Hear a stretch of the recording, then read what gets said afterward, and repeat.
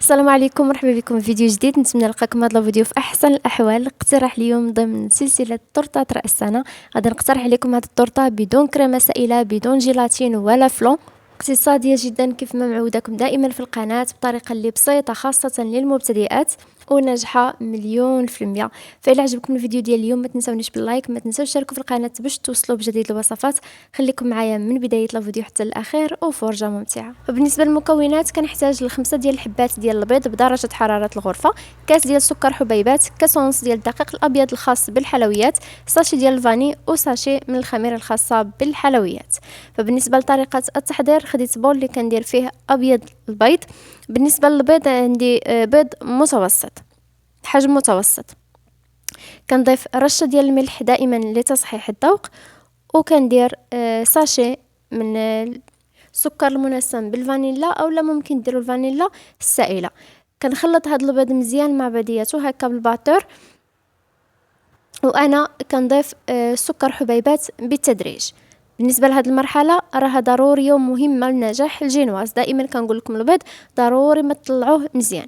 كيف كتشوفوا معايا انا كنخلط وفي نفس الوقت كنضيف السكر تدريجيا حتى كنحصل على خليط اللي كيكون كثيف او لا خليط مورانغ بهذا الشكل هذا. من بعد ما طلعت ابيض البيض مزيان كنبدا نضيف صفار البيض تدريجيا، ما كنديروش حتى هو دفعه واحده هكا باش داك بيض البيض كيبقى محافظ على القوام ديالو ما كيهبطش. كنضيفو شويه بشويه وانا كنخلط حتى كندير دوك 5 ديال اصفار البيض كلهم. هنايا غادي يبان لكم باللي كندير وحده موراها ديريكتومون وحده، ولكن لا، انا راه كنصبر شي شويه عاد كنضيف الاخرى غير حيت دابا مزربه الفيديو داكشي علاش كيبان لكم هكاك. صافي كنستمر في الخلط مزيان حتى كنحصل على واحد الخليط بهذا القوام اللي غادي تشوفوا معايا، القوام اللي ما كينزلش، وكنقدر نرسم به الشكل او نكتب به رقم 8 وكتبقى محافظه على الشكل ديالها كيف كتشوفوا معايا. من بعد غادي نضيف كاس ونص ديال الدقيق الابيض الخاص بالحلويات. بالنسبه لهاد الجينواز انا راه ديجا حضرتها معكم بالغرامات، ولكن نظرا لبعض البنات ما كيكونش عندهم الميزان، داكشي علاش فضلت انني ندير لكم القياس او العبار غير بالكاس د العنبه. هنايا درت ساشي ديال الخميره الخاصه بالحلويات بفئه 7 غرام، وكنبدا نضيف الدقيق حتى هو تدريجيا. بالنسبه للبنات اللي بغاو العبار بالغرام فغادي نخلي لكم الرابط في صندوق الوصف الا بغيتو تشوفوه.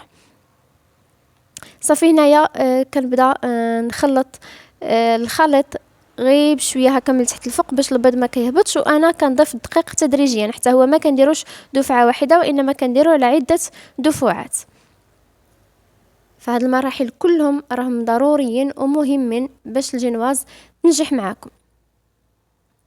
المقادير كيف شفتوا معايا راهم مقادير اللي بساطين سهلين، ولكن السر كيبقى في الطريقه باش خدمتوا بها الجينواز. صافي هنايا غادي نستمر بنفس العمليه حتى كنسالي هاد الكميه اللي عندي ديال الدقيق كلها، وانا رده البال البيض باش ما يهبطليش. هنايا راه غير حيتاش مسرعه الفيديو داكشي علاش كيبان لكم راني كنخدم فيه بالزربه، وانما انا فاش كنكون نخدم فيه كنخدم فيه غير بشويه.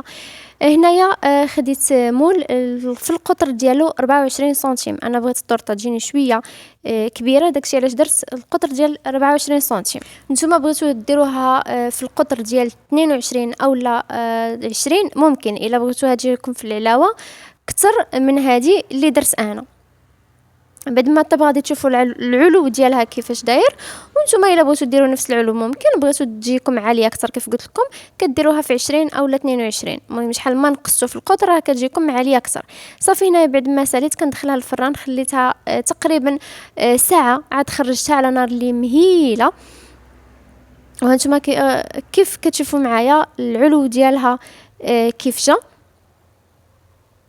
كتجي رطبه وخفيفه وكتجي زوينه، والاهم انها ناجحه مليون في المية من اول تجربه. خاصكو غير تلتزموا بنفس النصائح بنفس المكونات ونفس الطريقه. صافي هنايا الجينواز ديالي بعد ما وجدات انا خليتها يومين، غطيتها وخليتها يومين عاد كملت عليها. نتوما ممكن ديروها بحال اليوم وغد ليه كتكملوا لها التزيين ديالها. الجينواز من الاحسن انكم تخليوها تبات هكا باش كتجيكم زوينه.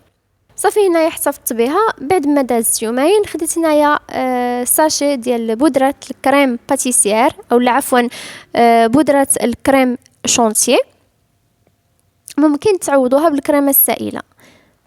بالنسبه للطريقه باش تطلع لكم هاد الكريم شونتيي مزيان، خديت هنايا كاس ديال الحليب بارد، ضروري الحليب يكون بارد مزيان. كديروا في الاول كاس كله، كتبداو تخلطوا وكتاخذوا الكاس الثاني وكديروه بالتدريج. كيف شفتوا معايا انا درت نص كاس في الاول، من بعد عاد كنبدا نضيف نص كاس الاخر.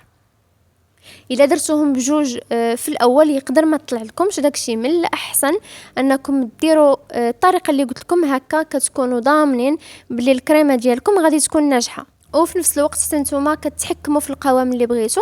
بعد ما كديروا الكاس الاول كيكون واحد القوام اللي ثقيل بزاف، ومن بعد كتبداو تضيفوا الكاس الثاني بالتدريج، وانتم كتشوفوا القوام حتى كتحصلوا على القوام اللي بغيتو، وتما كتحبسوا من الحليب.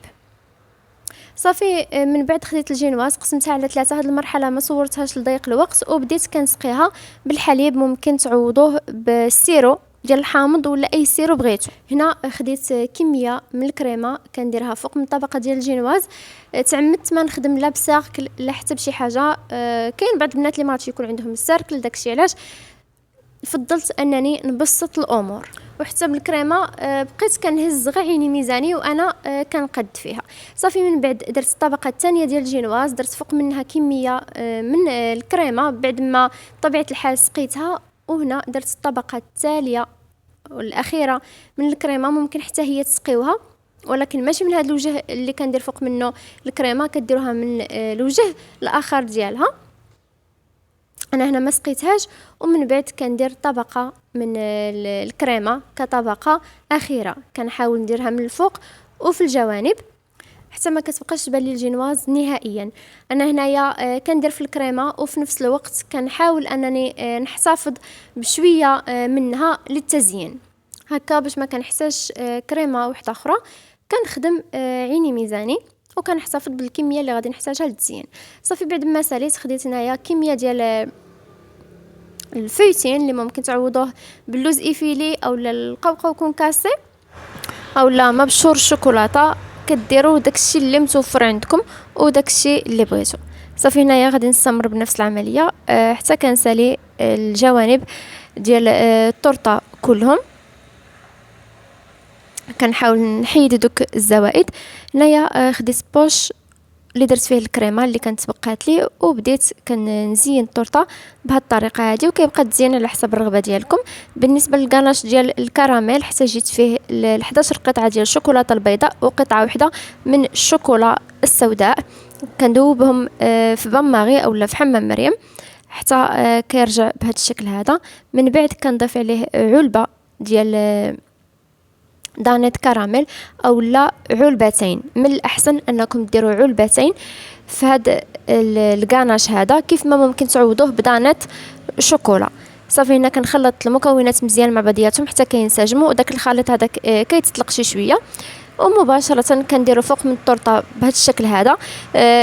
قلت لكم ديروا جوج ديال العلب هكا باش ديك الشوكولاته ما كتقصحش وكتبقى كيبقى القوام ديالها مطلوق. صافي زينتو بالفويتين بهذا الشكل، وكيكون هذا هو الشكل النهائي ديال الاقتراح اليوم. نتمنى فعلا ينال الاستحسان ديالكم.